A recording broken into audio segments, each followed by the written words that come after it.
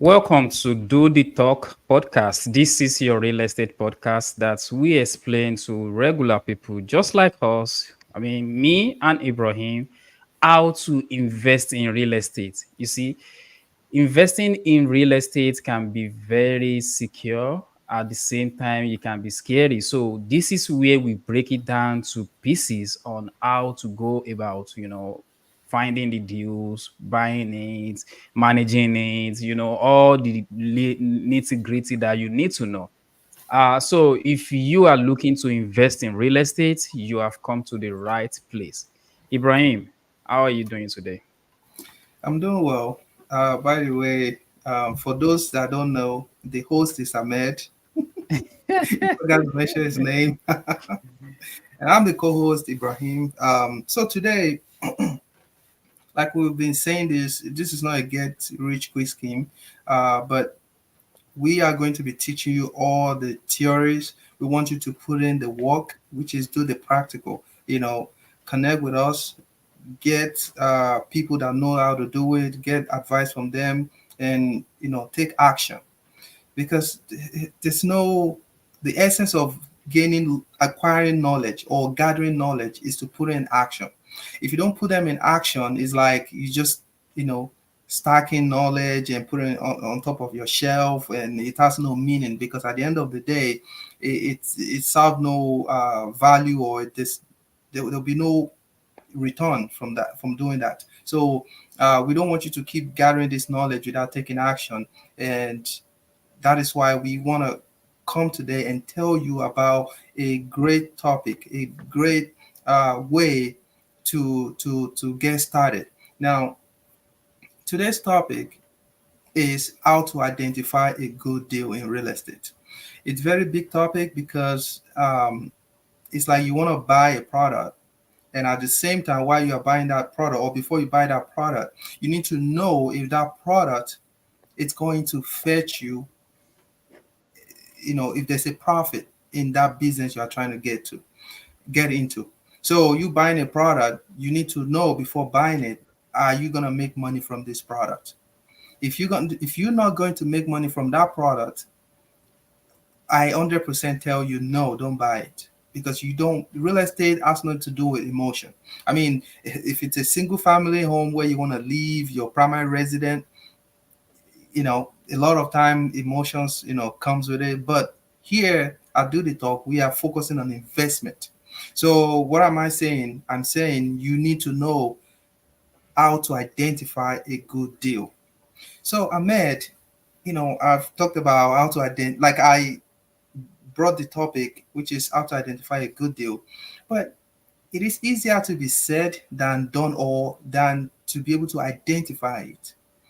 I'm glad today you are going to, bring a shared knowledge to this topic, because it, very important topic. Ahmed, how can our audience or people out there, how can they identify a good deal? Please. Absolutely. Thank you. Thank you, Ibrahim. You see, just like you said, when you are investing, you don't want to bring emotion with you. You want to be able to go with data, and you want to be able to make sure you are getting your facts right. You know, investing with emotion will never lead to any good result in real estate, because emotion can push you to buy a bad deal, which is a great thing that you guys are joining us today, because guess what, we're going to be explaining how you can take emotion out of investing in real estate. One of the ways to to determine a good deal is to know what your end result is. What are you using it for? And then work your way back to the price and to the location. Work your way back because there's a saying that you make money when you are buying in real estate. You make money when you are buying in real estate. And there's another saying that says that, you can, you know, demolish your house, build it back up to your taste. But the funniest part is you cannot move the location. There's nothing you can do about the location, but you can do whatever you want with the house to make sure it is like sparkling, it is the best house in the neighborhood. You can do whatever you want with the house, but you cannot change anything with the location remain, it's out of your control and stuff like that. So what you are going to use the house for determine what price you're going to buy it from. If you are going to be doing Airbnb with a house, then you need to make sure that the area you are buying from, it's not one only supporting the mid-term rent. It's not only the fanciest area, but also the Airbnb in that neighborhood is making money. So if you get a good deal in a neighborhood that doesn't what's it called, that Airbnb doesn't make money there, what's good does that does? No. So I'm gonna give you an example of that. So I when I was starting up, I was doing arbitrage. I rented this 3-bedroom area in a Four Creek, hoping that family will be traveling to children museum, right? That they will need a place to stay. And I didn't follow data, I just follow emotion, I follow my own thinking, like, okay, this is what I feel like is right and all that. Guess what? That house, I end up dropping it after 6 months, just 5 blocks down the street. I am doing arbitrage with just single bedroom, 1 bedroom, 1 bath, everything is just like a tiny place. And ever since 2022, that unit hasn't stayed vacant up to today.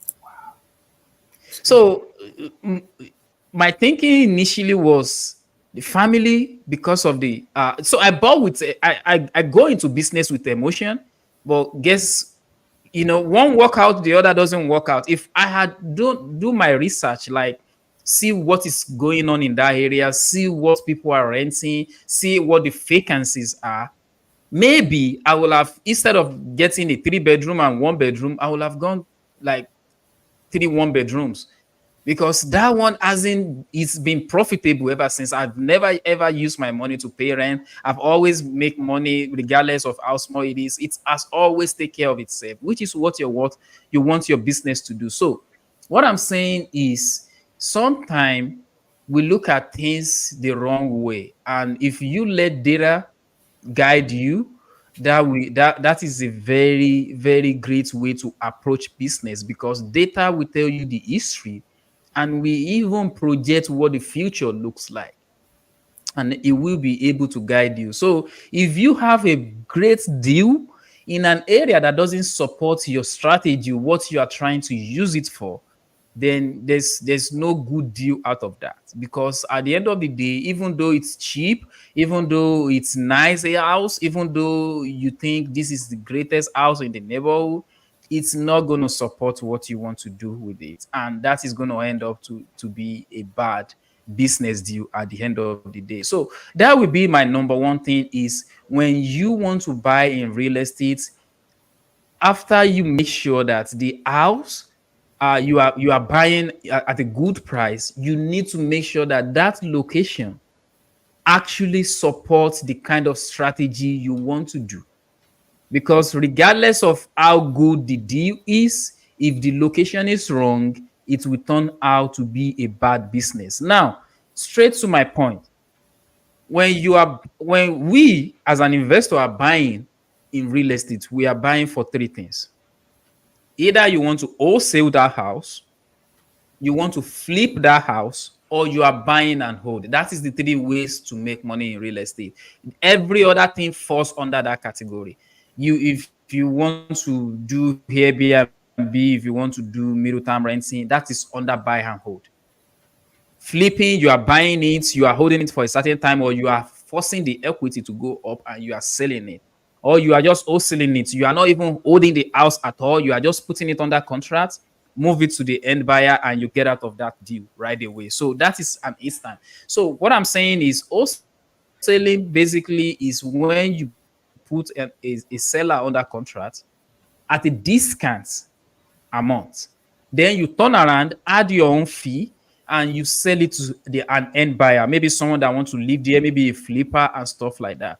So if you are buying anything in real estate, you need to first identify which of these three you are planning to do with it. So the very first one will be, okay, am I wholesaling it? So why will you wholesale a house? Because we've always preaching on this podcast that owning it is where you build wealth. You know, wealth is being built by you accumulating assets that grows over times, that bring you money over time, that, you know, take care of itself over time. So, but why will you wholesale a house? So let me give you an example. Let's say I I buy a house, and I like, okay, I am an Airbnb investor, I'm a middle term renter investor. That is my niche, that is what I do. But I saw this great deal in an area that's it's only good for long leasing, right? That is not my niche, that is not my animal that I used to kill. So if you go into it, is it going to be a bad thing? No, but you want to make sure that you are not going into something that you don't have experience with, because that is where the risk comes in when you are investing in anything, be it stock. If you invest in stock that you know nothing about, it is risky. So you need to make sure you stay within your niche that is being profitable for you. But I saw this house, it's a very great house, and I saw it at a discounted rate. Am I going to pass on that opportunity just because it doesn't fit into my buy box? No. Guess what I can do? I can actually put that seller under a contract, turn around and find someone that invests in long leasing, and then sell that with a price to that person. Now I'm making a chunk of 10, 15, 20,000 without anything, just by bringing the opportunity to someone that actually saw that, okay, this is a great opportunity, and they're going to buy it from me. So I'm making money just by being a middleman and walking away with some cash that I can now bring into my own arena, into my own niche, and buy property there. So the following option will be, okay, this house it's in a great location, meets all my buy box. If you want to learn more about buy box, please go back on our YouTube channel and watch our past episode. We already explained what buy box is, but let me quickly go over it. Buy box is pretty much things that you are looking for in an investment. So do you want a two-bedroom? Do you want two-bedroom, two baths? Do you want two-bedroom, one bath? Do you want a certain cash flow? Is this house going to give me that certain cash flow? Things like that. Things like pretty much you are going for a shopping. What you need in a product for you to be able to buy it. You want to go and buy a laptop, you just not going to walk up into Best Buy and pick the first laptop you saw on their counter. No, that's not how it works. You need to actually check the characteristics of that laptop for you to make sure that, okay, this is going to work for what I want to be using it for. So that is what buy box is. So after, if your this investment property that you are about to buy, check those boxes.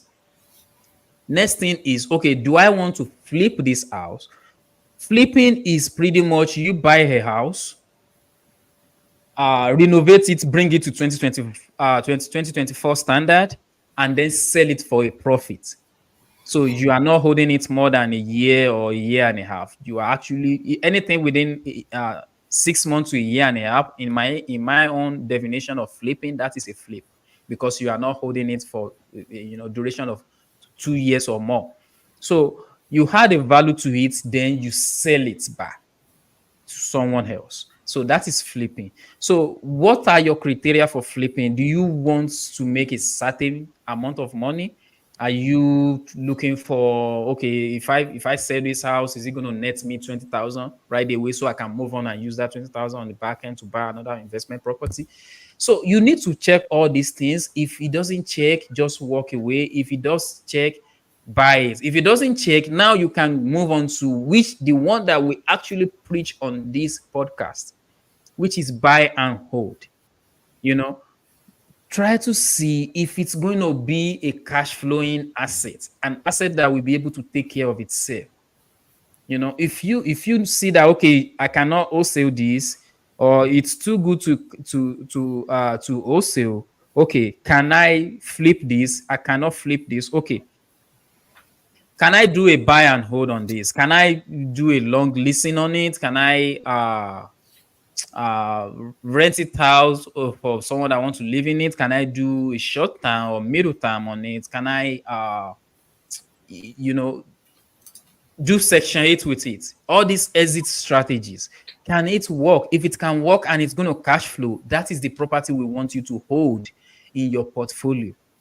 All right, that is the property we want you to hold in your portfolio. But because we want you to hold it in your portfolio doesn't mean you need to buy it at a price that doesn't work for you.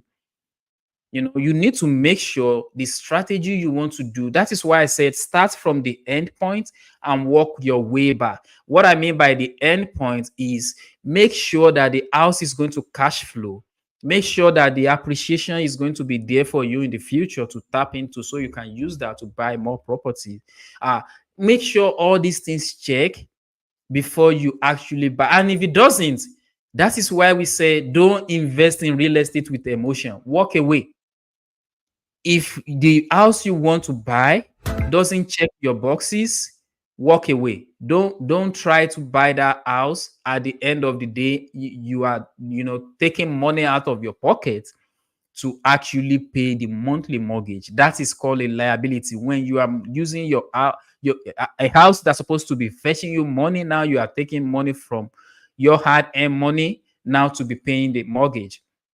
That is not what we preach on this podcast. And if the house is not going to cash flow the way it is right now, how about you do a creative financing? How about you come up with a term that will make this house cash flow?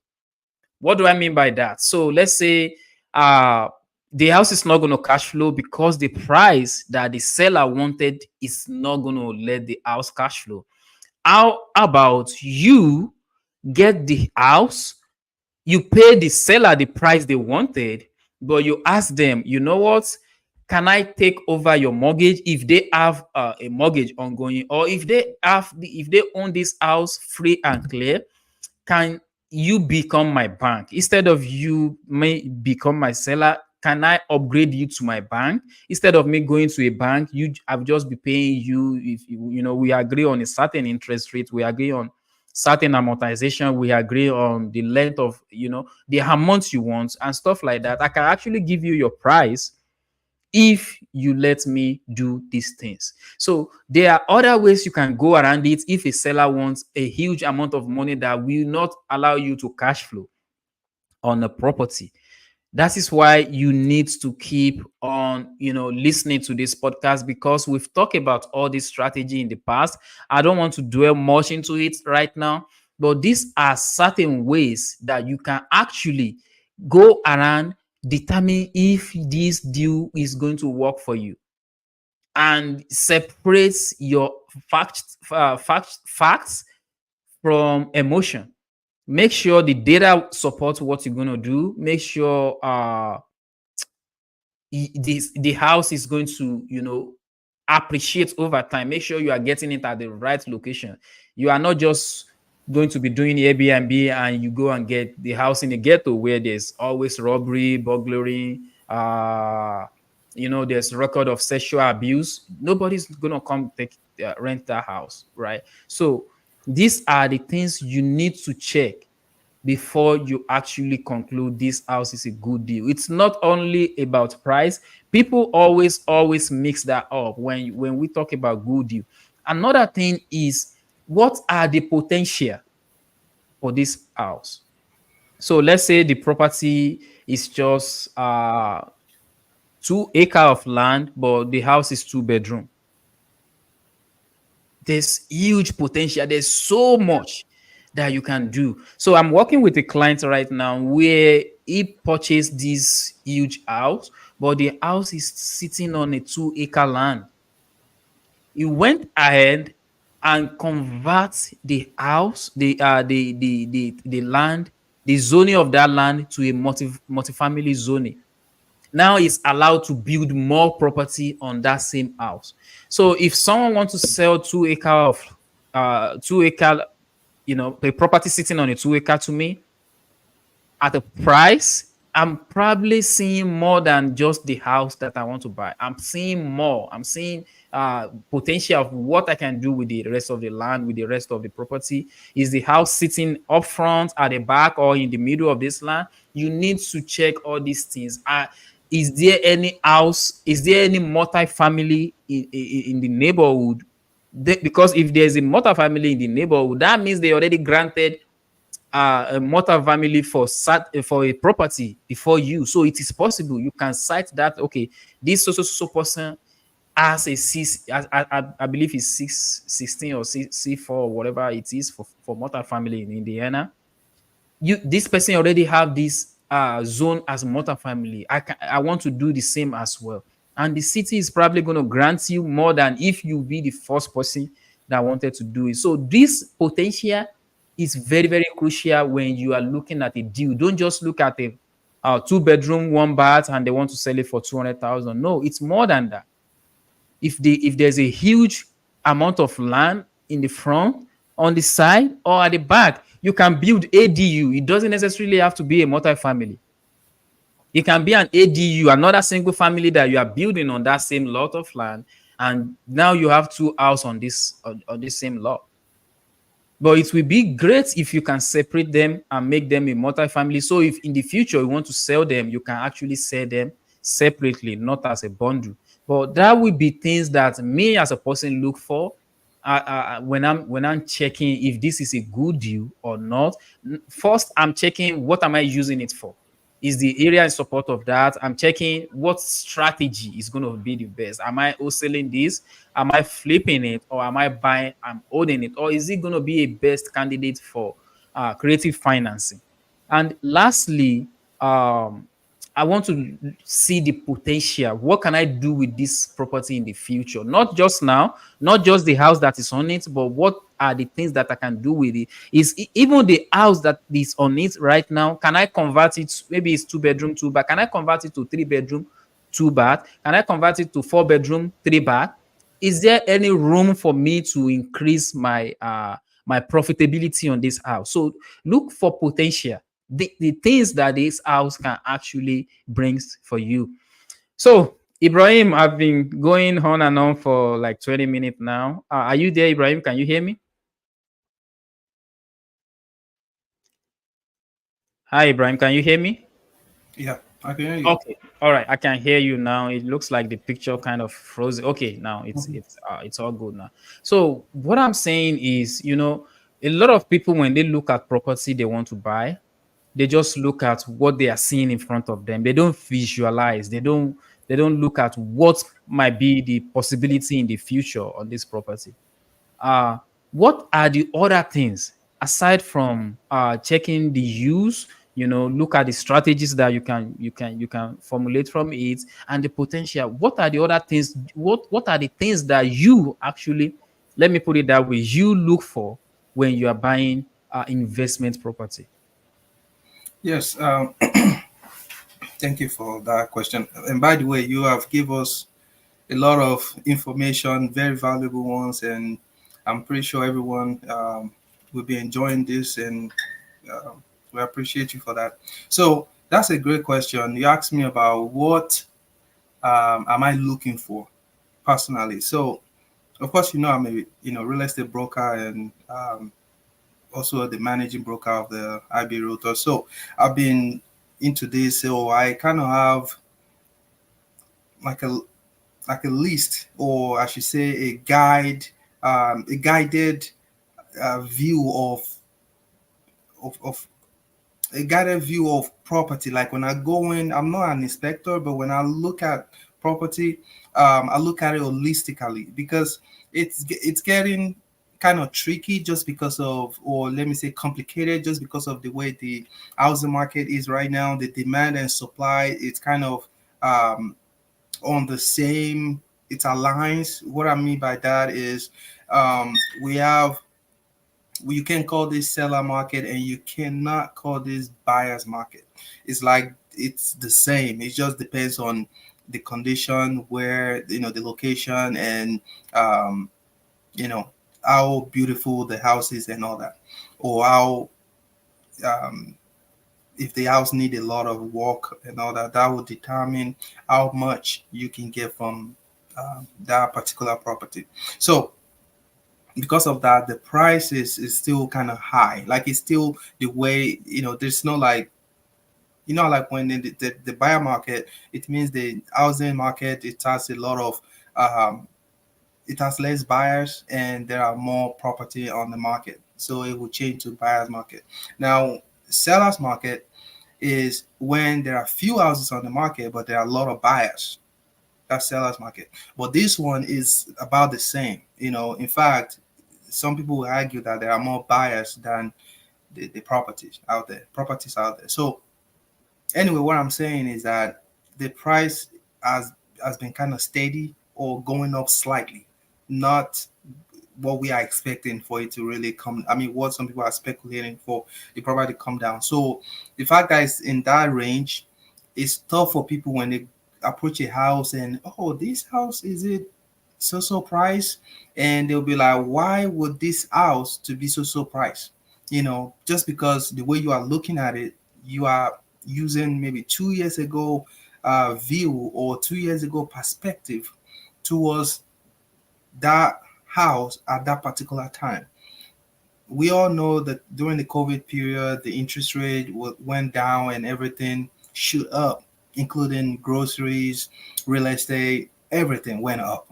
So let me to go back to the main point. When I go to a house, or before I go there, I look at my comps, and I don't just focus on comps, because comps can also be, it's just gonna guide you to show you the range. However, the condition of the house, what you want to do with the property, the location, all that will determine if it's right for you. And the truth is that there's no there's no like a price tag, like exact price tag on property. Like, there's no like a exact price tag. It depends on the demand and supplies. What do I mean by that? When the crash 2008, when it happened, a lot of people are able to get property for less, like beautiful property for less, just because, I mean, somebody have to be willing to pay for your property for the kind of amount you are looking for before you can sell it. If nobody wants to pay that amount, you won't be able to sell it for that amount. So because of that, you know, people had to lower their prices and all that during the crash. And so what am I saying here? I'm saying it is the value of what you get. I focus on that more than just the capital, just the money that you pay. Paper money is just like a paper, it's like a currency. Okay, no, it's like current, electrical current, energy, I should say that. It's like an energy. So you want to use that energy, you want to use it to get, more power, or more resources. Okay, if you use the energy right, you get a lot of resources. If you don't use it right, you can waste the energy. Though you cannot kill the energy, but you can waste it because you can put it in the wrong place. Okay, so what am I saying? I go in holistically, I look at what I'm gonna do with that property. If that, even if I'm paying the exact price for that property, or I pay more than the listing price, guess what? It's still gonna come back to your benefit if that property matches or works for the kind of strategy you are going for. Ahmed already, bombarded us with the real gist, the real thing you have to look for, the critical aspect, which is look for what Whatever property you're trying to get, make sure it works for your strategy. I'm gonna give you an example, which is personal one. But before I go there, I want to say this: if a property is sold to you for $1, just $1, okay, and you have a strategy that fetch you $0, that you already see the strategy, you can only get $0 from this strategy, then I won't buy the property, even though it's $1. Because why would I waste $1 when the strategy that I'm trying to use will come back to be $0? It still doesn't make sense. But I would rather pay, if a property worth $2 on the market, like the comps is telling me $2, I would rather pay $3 if my strategy is gonna fetch me $7 or $8. At that point, I won't care, because I mean, what's the point? If I'm gonna get that property, and because that house is in this the kind of location that my strategy will give me $8, $9, $10, I don't care. I'm gonna pay $4. In fact, I'm gonna pay $4 for the house. Now, we're not telling you to go emotionally and just blindly and pay money, but what we are saying is that the demand and supplies, you follow what is going on with the demand and supplies. Okay, you see a house beautiful, a lot of demand, a lot of people, put in an offer and everything, and you have that resources, you've calculated this, you've looked at your strategy, you realize this house is going to work for your business, you realize it's going to be cash flowing, and this property, it's going to, it has a lot of potential. Don't hold back. If you have that resources, prices up accordingly. When I mean accordingly, it still mean make sure you are able to get the property in a reasonable price. So if it takes you that you have to pay 5,000, 2,000 more just because you want to get that property, 10,000 more, yes, do it if it's gonna work for you. Because if you don't do that, guess what? Some other people that realize that same potential, that know that this is gonna get them, um, you know, way more than what they're gonna spend on their monthly mortgage, they will get that house. They say this one real estate, what do I call it? Maybe I should call her real estate queen. Her name is Barbara. Barbara, she's in New York. Barbara, let me see her last name. I can't remember her last name. She It's said her okay. strategy, she said her main strategy is overpaying for property. But this, it's like she'll buy one, she pay for more, she buy another one. In the same, she'll try to target like a city. You know, you buy more, you pay a little more, now you get that one. The next one that shows up, you pay a little more again, you get that one. Before you know it, you are resetting the price of that neighborhood or that city, because we don't just sell house by a single, like you cannot just isolate your property and say, hey, I want to sell it for 500K, when in your neighborhood it is sold for 300,000 or 250,000. You cannot just do that. The house, I'm sorry, it might not even get any showing.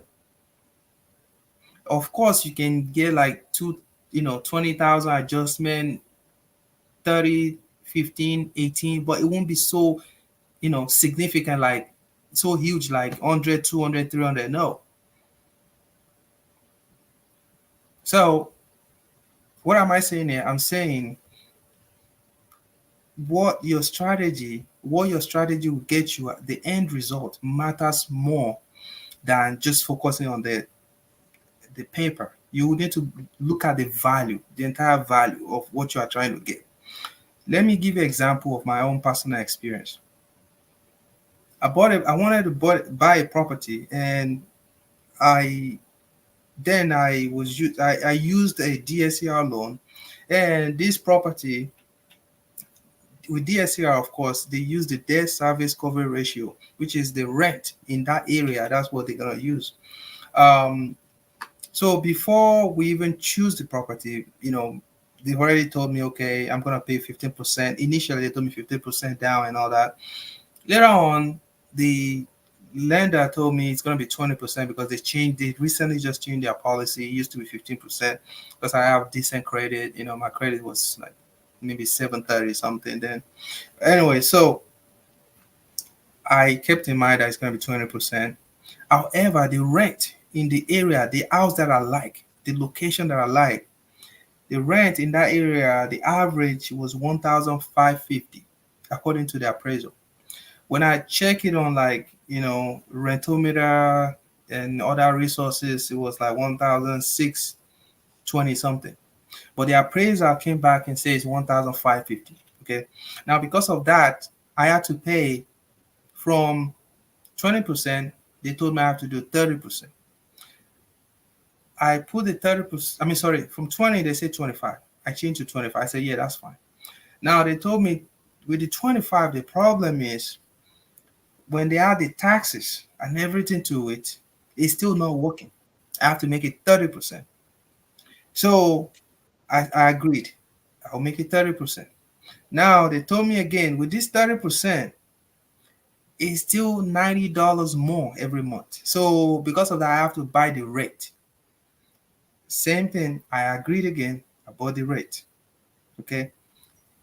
I end up paying more out of pocket than what I was expected to, or what I was expecting to pay. Okay. To the point, the lender called me and said, no, we were talking. He said, why you still want to buy this house? Because this house, the rent is about 1,550. But let's say you are lucky 1,700, 1,750. But the mortgage is already 1,006 something. Why do you still want to buy it? I told him, yeah, but it's because the strategy I'm trying to use this house for, I will get more than that. He said, what is that? He said, are you trying to do this or Airbnb? I said, it's part of it, but I'm gonna try to leverage this house for, as much as I can, so I can get the most out of it. I said, I might do midterm, but I told him, yeah, I'm gonna do Airbnb with it. So so long story short, I bought the property. The property I used it for Airbnb. Now I'm into midterm. In fact, more than Airbnb. I'm doing midterm more now than Airbnb. This property is fetching me 5,500 monthly. Then if I minus, the 1,006 something and the rent, I mean the internet, the this, the that. Honestly, I realize that I'm getting about 3,000 something. It depends on the usage of the electricity. Sometimes I get 3,292, sometimes 3,129. It depends on the electricity and gas because I capped it. However, sometimes they only use 229. Sometimes they use 334. Maybe if they have a lot of kids coming and all that. So that's the only fluctuation. But the the monthly payment already set. The mortgage is, I know the price. The internet, I know the price. The security camera, I know the price. The only thing that I'm not sure, even though I already capped it, the worst case scenario is $600. But they are sometimes they only use few, just few electricity, few water, few free, few gas, and it's cheaper for me. So my point is, you can make the best out of any situation if you, educate yourself, know what you look for, and you will be fine. So the fact that it was crazy and they told me I had to pay huge amount of money, I still went up and do it because when I look at my cash on cash return, I'm still safe and I'm making money from this property and this property is appreciating and I'm good. So do not let um don't be scared. Ahmed already mentioned it. He already told us all the real factors, all the things you have to look at, the things you have to consider before you go for a deal. Make sure it's going to work for the strategy that you are going for. If you want to go to Section 8, that's fine. As long as that property works for Section 8, you are great. You are doing well. Just go for it. If it's not going to work for Section 8, think about another strategy that will work for you, like that you have the time to explore. And if that strategy is what, if it's gonna work for that strategy, give it a shot. You can. So there's a adage that a steps of 100 miles, I mean, or a journey of 100 miles, it start with a step. You cannot know everything. Like you just have to get started. While you are doing it, you start realizing or learning new stuffs. So nobody knows the beginning to the end. It's always cloudy from the beginning. You just have to get started.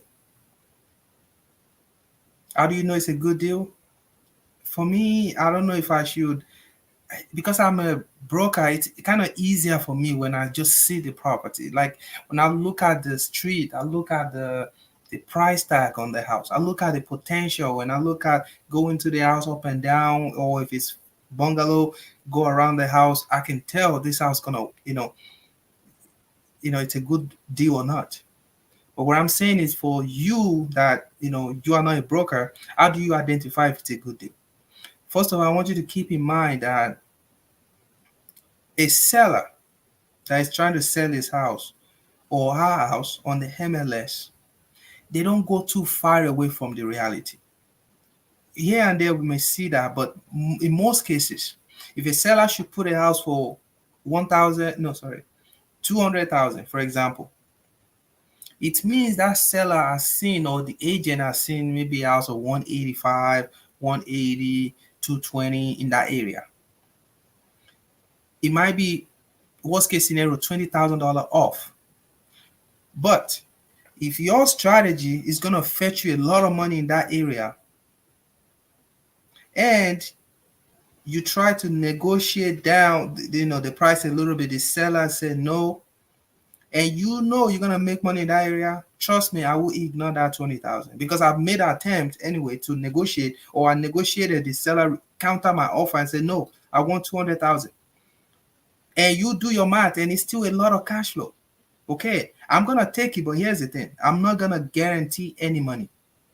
So it means I'm gonna take that 200,000, but I'm not gonna guarantee any money. So when the appraiser comes back, and if the appraiser said this house is 180, I'm gonna tell the seller, you see, I told you 180, and that's all I have. And the seller now would decide if he or she wants to move forward and sell the house to you or not. But the fact that, so at that point, it's not like it's guaranteed that you're going to get the house, but you are in a better shape than someone who is scared just because he or she believes it's 180 and that person did not fight to get the house, because you already on contract. It takes like 1 or 2 weeks before the appraiser comes out, sometimes 3 weeks. Now the seller is already kind of attached to emotionally, like I gotta sell this, I gotta sell this, the pressure is there. Now you are waiting to see what's going to happen. At that point, you have more leverage, because now you can say, okay, now it's 180. Do you mind if I just do 180 and just everybody go their way? They might say, okay. Now you can come to the middle and say, okay, what about 185? I can give you 5,000 and that's all I have. So, and you know that you've already calculated 200,000. You've used 200,000 to do your math, and it is working for you. Now, the seller is forced to go down by 15,000.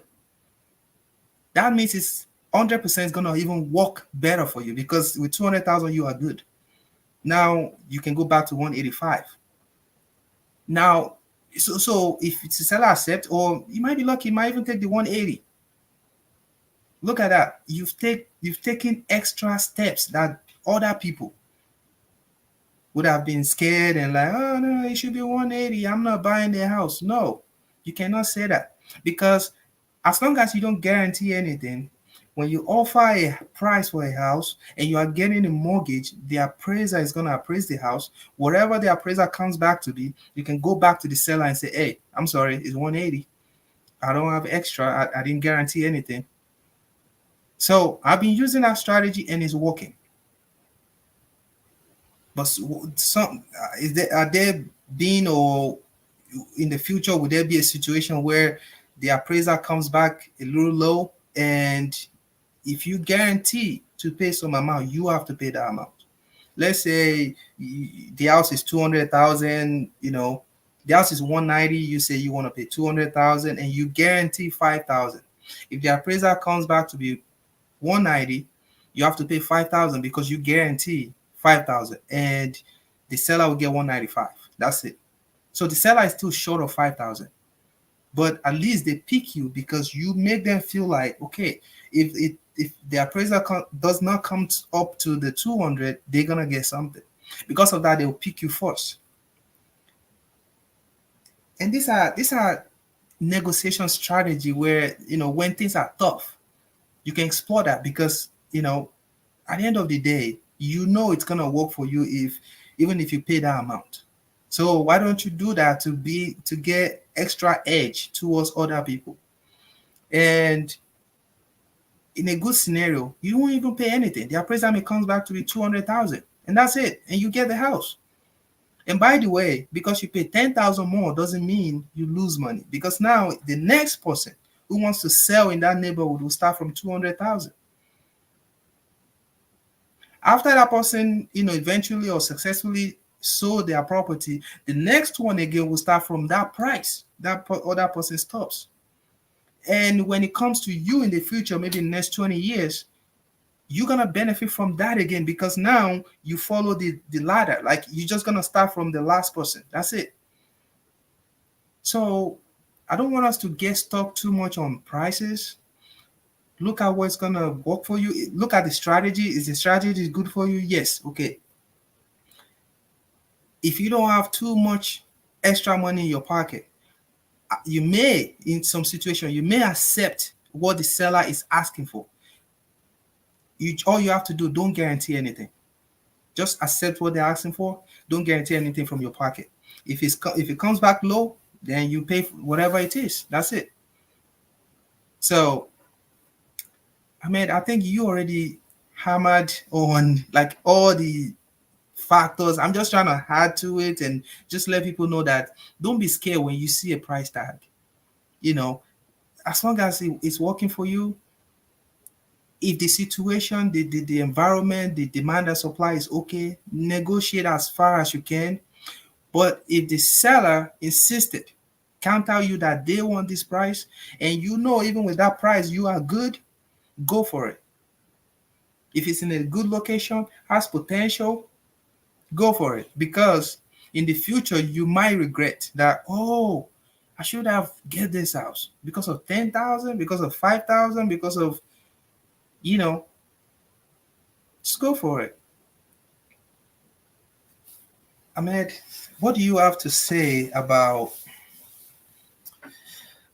some situation it's just hard to find because maybe in that area it's hard. The last sale in that area has been like 4 years, 2 years ago, and it's just hard to find some comps and everything. I believe it will still come back to all the factors we already mentioned, but sometimes it's just hard to really see the exact price just because the way things are. So in that situation, if you want to buy a house, what do you do?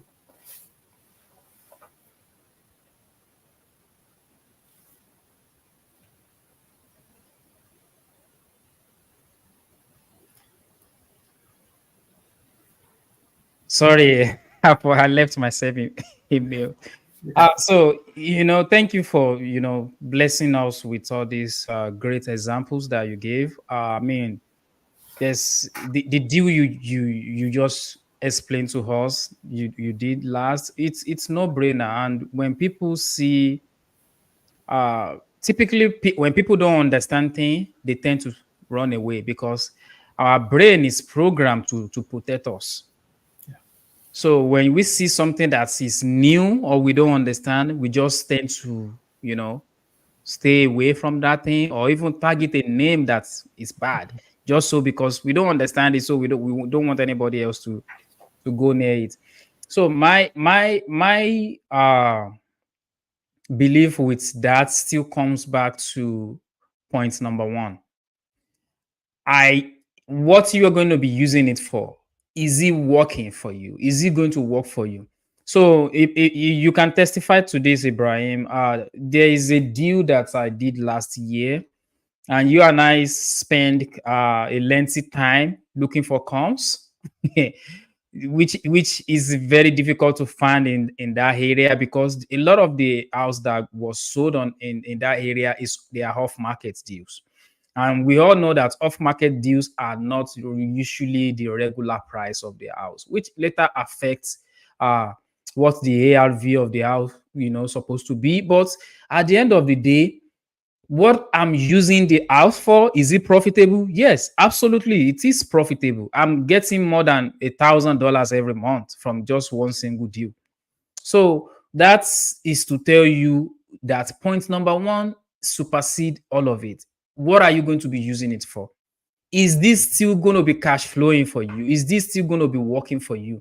If it is, then look at the price. Is the price something that's going to work for you?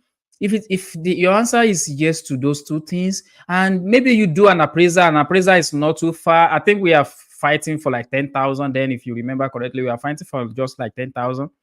But what I'm trying to point out is 10,000 is not going to kill anything. I've made more than 10,000 on that house since we closed on it. So 10,000 is not going to kill the deal.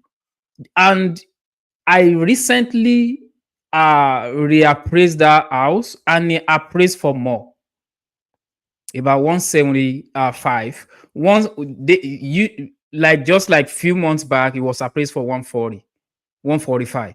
Now it's appraised for 175. So what am I saying is, if I back out back then because it doesn't appraise to what I want, who is at lost? It's me. The cash flow that is coming in now will not be coming in, but I saw the future with the house. I know what the potential of this house, what this house can bring for me.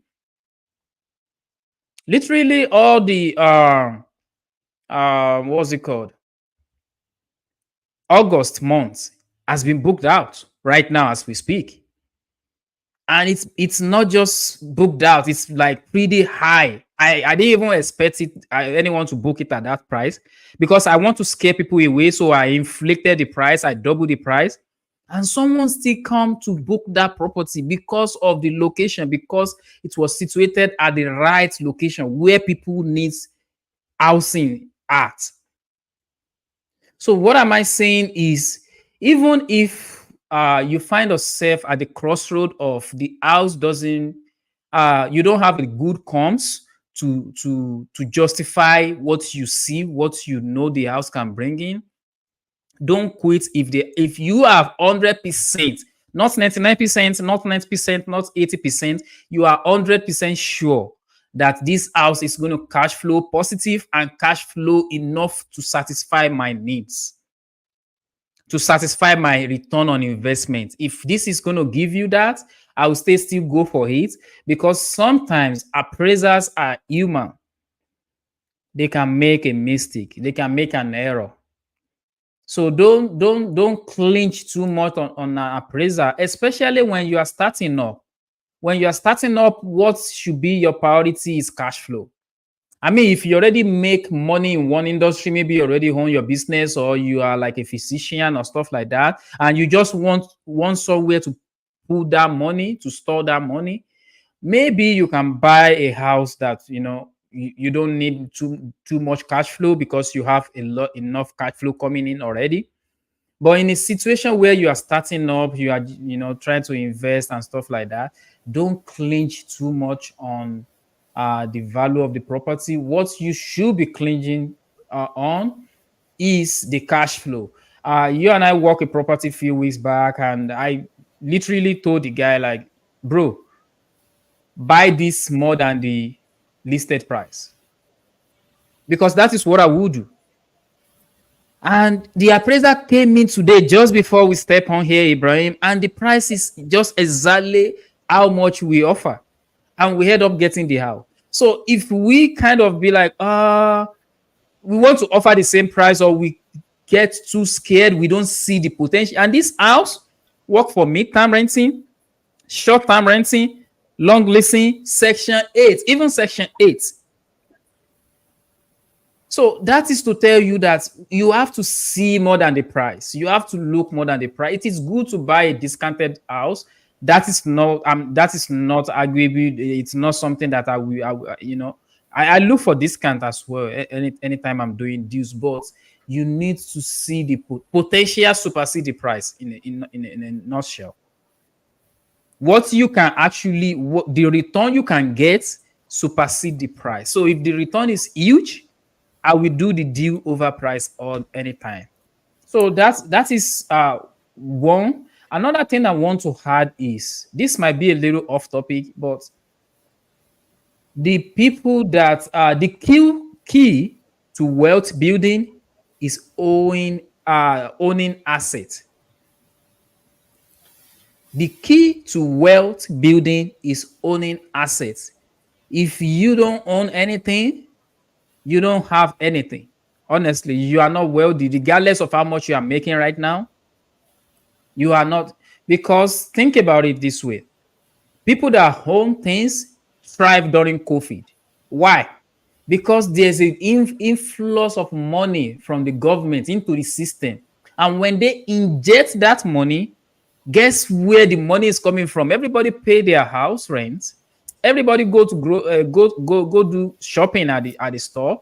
So the people that own business, that own real assets, that is where the money is coming to settle. The money will end up in their hand. So if you don't own anything, you own nothing. So when you are thinking, don't don't do analysis paralysis too much that you overlook the potential of the house, what the return on your investment can be. And even if it is not super great right now, think long term. That is what Do the Talk stand for. Think long term in such a way that you will be, looking like a genius in the next 5, 10 years. Ibrahim, we don't have too much question. Our audience doesn't have any question today. Any final words for our audience, or any final words? Yeah, I just want to thank our audience. I mean, today we have on and off audience, so but it's okay. We appreciate everyone. We want to make sure you are still following us. Please share, subscribe to our channel. We've been appreciate you guys. I mean, channel is growing gradually. We want we can all do better. We can, you guys, you have that magic wand. You can make it, miraculously, and our number can just, bump up as, in a short period of time. So I know your support is what we are seeking right now. We want you guys to go there, subscribe, share with your friend, your family, your coworker, your neighbor. Everyone needs to be educated and informed concerning real estate investment. We are dedicated doing this, and we guarantee every Friday we'll come around and educate you guys anything concerning real estate. We are passionate on this about this, and we are happy to keep coming every Friday. We All we need from you guys is to keep motivating us. We don't need money. We just need you subscribing, liking our video, putting some inform no some what do you call this? Some Comments, yeah, some constructive comment, comments. constructive comments, and ask your questions, and we'll try our best to answer you as soon as possible. And by the way, so Ahmed, since we don't have any question, how can our audience reach out to you, if they want to reach out to you? Yes, absolutely. You can reach me on Instagram, official Hamed Lawal, and you can reach me on 317-689-7075. Quickly, I want to mention something that you say. Uh, all we care about on this podcast is education and information. And guess what? Knowledge is the only thing that can give you edge in life. If you don't know, you don't know.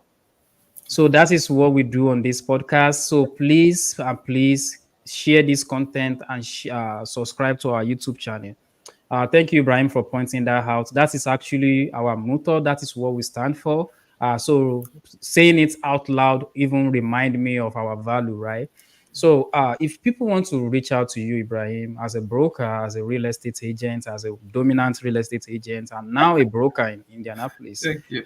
how can people reach out to you? Oh yeah, you can.